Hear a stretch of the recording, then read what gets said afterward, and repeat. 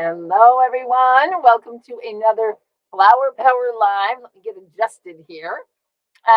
Welcome. Today is May 9th.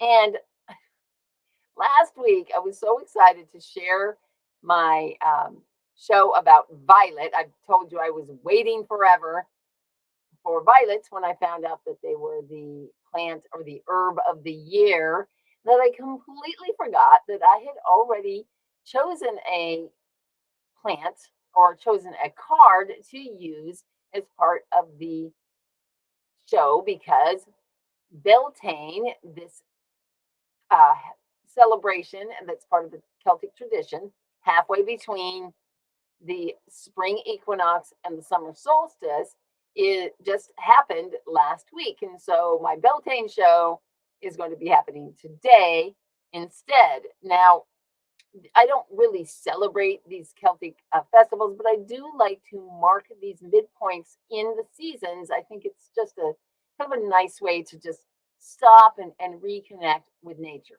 And so, one of the things that I want to share with you today is the card for Beltane.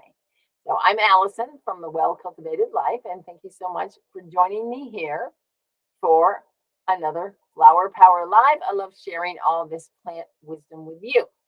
Now, if you watch my shows regularly, you got to be interested in the whole plant story because I share everything about a plant, all the way from how you grow it, the history, the into the energetics and the plant messages that I get from these cards.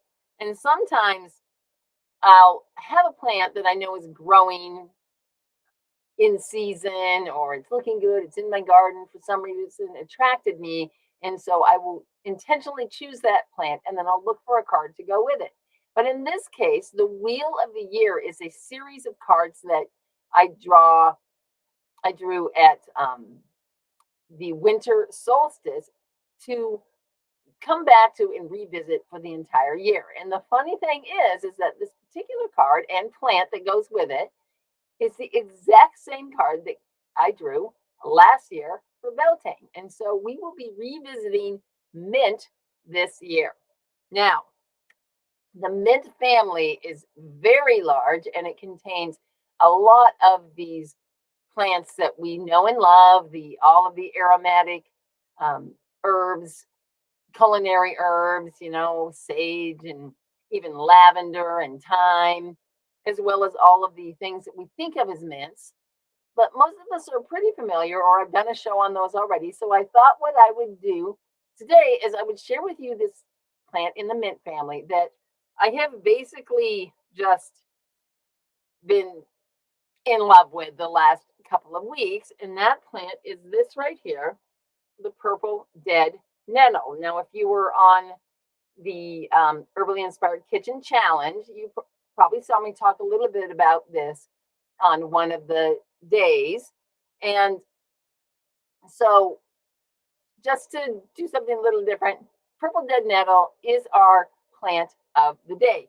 Now, it turns out, I thought, oh, well, I'm kind of a week late, but it turns out that purple dead nettle is also called purple archangel, and that's because it blooms at this particular time of year, right around May 8th, which was, according to Christian legend, apparently the archangel Saint Michael appeared to onlookers at a place in Italy in the 6th century. And so, because this was blooming during that experience, it became purple archangel, named after that. And so it is just a small kind of weedy plant. And last year it showed up in my garden and I learned a little bit about it and found out that it was edible. And I included this plant as one of the things in my spring equinox, spring cleanse plants that you could harvest, that you could wild harvest and use. And it turns out I have a decorative version of this, like horticulture variety, in my shade garden. So the purple dead nettle is, as you can, like I said, it's in the mint family, and there are certain things that you can use to identify any plant in the mint family. And that main thing is, come into focus, is this square stem. If I roll this, you can see how it's got sort of a 4 sides, and that is a sure sign that you've got something in the mint family.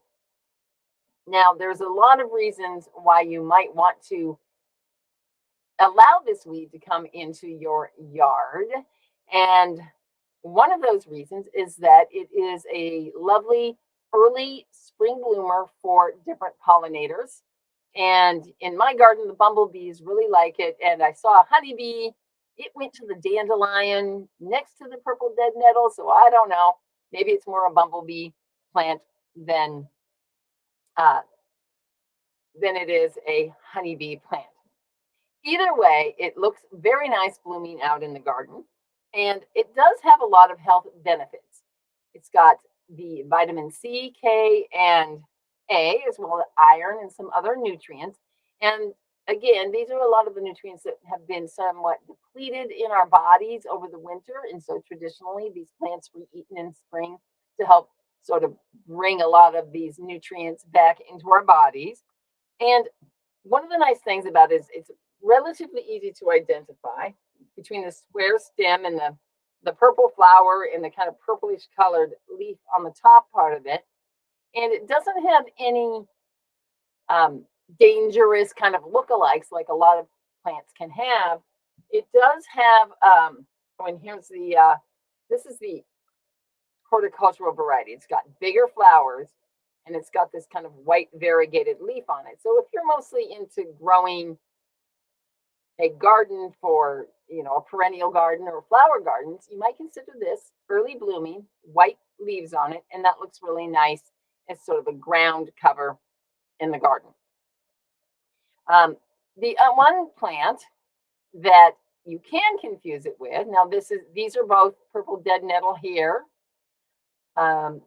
The top down, you can easily see the shape of the leaves, that sort of triangular leaf. And then on the right, there's ones that has a little bit more of a white colored flower to it. But in this picture here, on the left is, again, the purple dead nettle. And on the right is what's called Henbit. I think it's called Henbit dead nettle.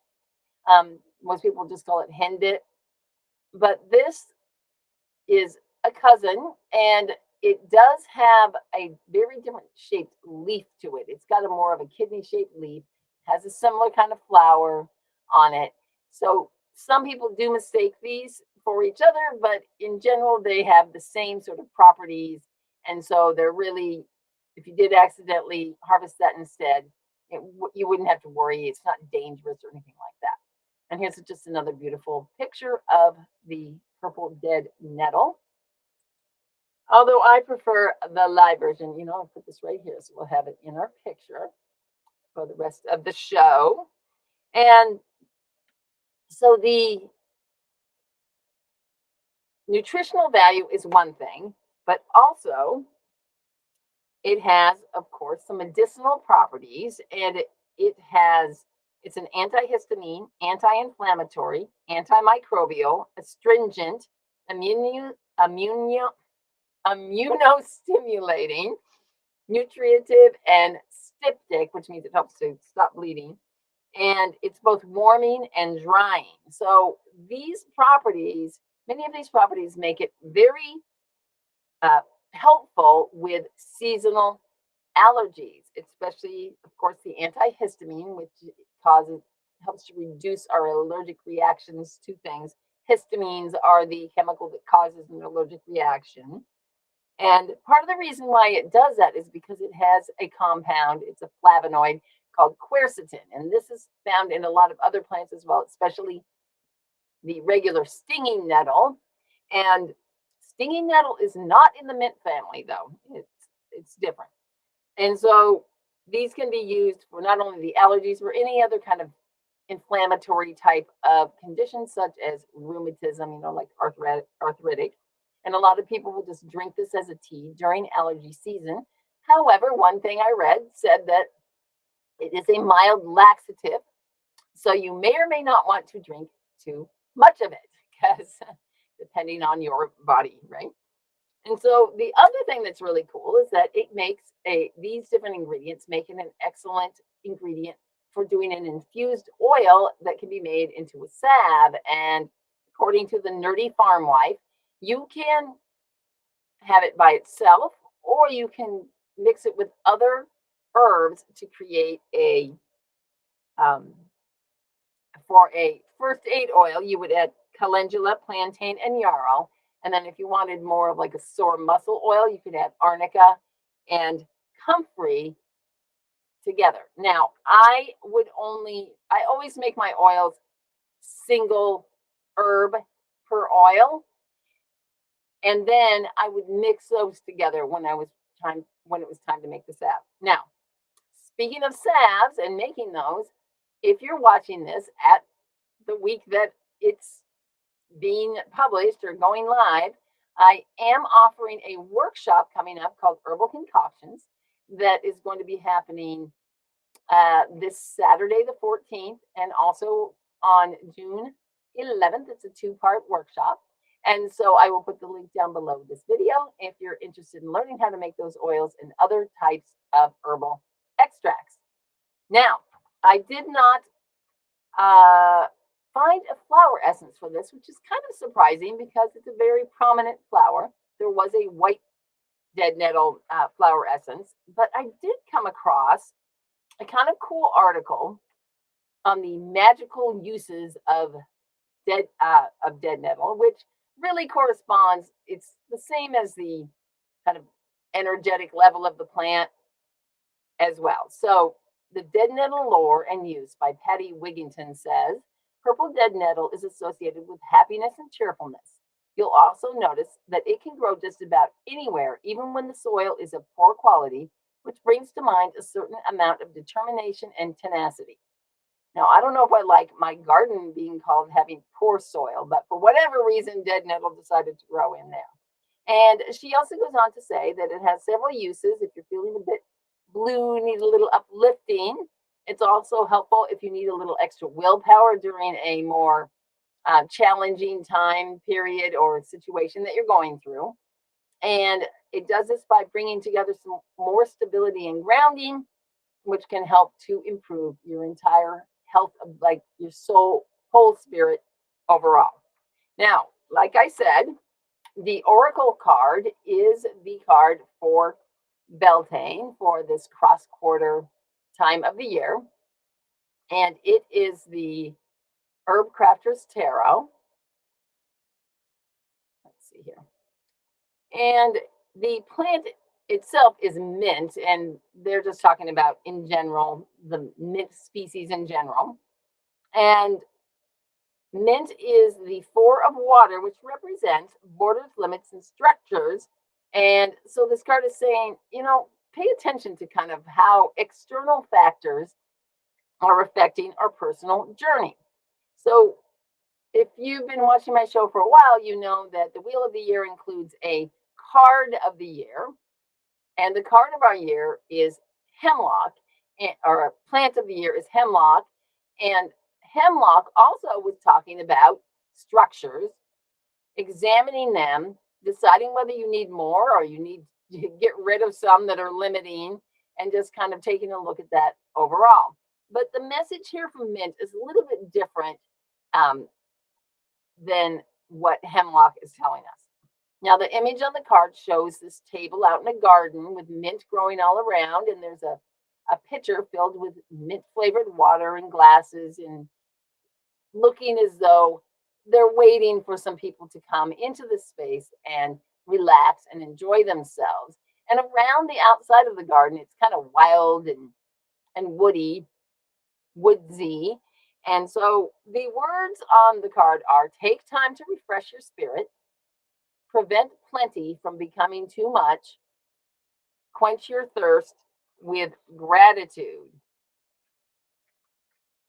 Now, so today's message, really, what I got from today was that it really is about this idea of gratitude, because our thoughts, the things coming into our mind, things from the wild and woodsy outside of us, They determine how we feel, and it's really easy to talk ourselves into feeling, well, not bad, but just discontent with what's going on in our lives. It's so easy to just criticize and look at teeny things that are let them bother us and continue thinking about little nitpicky things all the time. And so we end up with this overgrowth of thoughts filled with like disapproval and judgment and all these expectations for how we think other people should be.